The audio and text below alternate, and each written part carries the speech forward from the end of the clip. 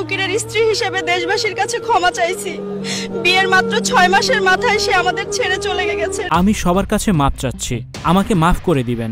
সেই সাথে আমার স্বামী যদি কোনো অন্যায় করে থাকে তাহলে তাকেও মাফ করে দিবেন। আমার ছেলে খুব ভালো বাবা, আমার ছেলের জন্য সবাই দোয়া করেন বাবা। হঠাৎ করে বৃদ্ধ সেই পাইলট তৌকিরকে নিয়ে কি বলছেন তার স্ত্রী নিঝুম। ভিউয়ার্স, এই বিষয়ে বিস্তারিত জানতে সম্পূর্ণ ভিডিওটি দেখে সঙ্গেই থাকুন। পাইলট তৌকির গত 21শে জুলাই বিমানে বিদ্যুৎ না ফেরার দেশে পাড়ি জমিয়েছেন। তার এভাবে চলে যাওয়াতে যেন একেবারেই ভেঙে পড়েছেন তার পুরো পরিবার, বিশেষ করে তৌকিরের মা, এমনকি স্ত্রী তৌকিরের কথা মনে হতে যেন একেবারেই কান্নায় ভেঙে পড়েন নিমেষের মধ্যেই।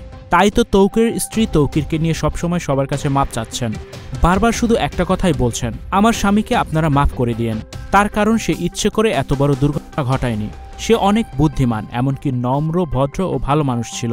সে মানুষের প্রতি অনেক সহনশীল ছিল। আর সেই মানুষটাই যে কিভাবে হঠাৎ করে এমন দুর্ঘটনার শিকার হবে সেটা আমরা কখনো আন্দাজও করতে পারিনি।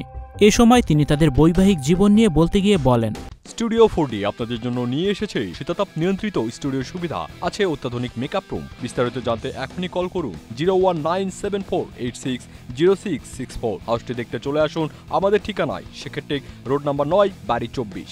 আমরা সবেমাত্র 6 মাসের বেশি হয়েছে বিয়ে করেছি, এখনো 1 বছরই হয়নি। আর এই অল্প বয়সে আমি আমার স্বামীকে হারিয়ে যেন বিধবা হয়ে গেলাম। আমি এখন কি নিয়ে বাঁচব? সে কথা দিয়েছিল যতদিন বাঁচবে একসাথেই বাঁচবে, তাহলে সে কেন আমাকে একা করে চলে গেল? আর এসব বলেই বা এখন কি হবে? তাই তো এই সময় তিনি সবার উদ্দেশ্যে বলেন, সবাই আমার স্বামী তৌকিরকে মাফ করে দিবেন। সে অনেক সৎ, এমনকি ভালো মানুষ ছিল। সে কোনো কাজেই কখনো খারাপ উদ্দেশ্য নিয়ে পা বাড়ায়নি। এই যে অনাকাঙ্ক্ষিত বিমান বিধ্বস্ত ঘটনাটি ঘটে গেল, কোমলমতি শিশু না ফেরার দেশে পাড়ি জমিয়েছে এই ঘটনায়, এটা সে কখনোই জেনে বুঝে করেনি। সে যদি জেনে বুঝেই করত তাহলে আজকে এই পৃথিবীর মধ্যে সে বেঁচে থাকত। তার কারণ নিজের জীবন দিয়ে কখনো কেউ এসব অঘটন ঘটায় না। তাই সর্বশেষ আমি বলতে চাই, আমার স্বামী তৌকিরকে সবাই ক্ষমা করে দিবেন। এদিকে তৌকিরের ঘটনায় যেন তৌকিরের পুরো পরিবার একদম স্তব্ধ হয়ে গেছে। শোকে কাতর হয়ে গেছে তৌকিরের মা, একমাত্র ছেলেকে হারিয়ে যেন পাগল প্রায়।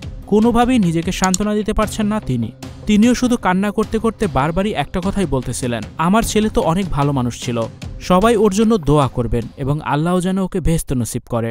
Icon focus 24 TV, powered by 4D Fourth Dimension।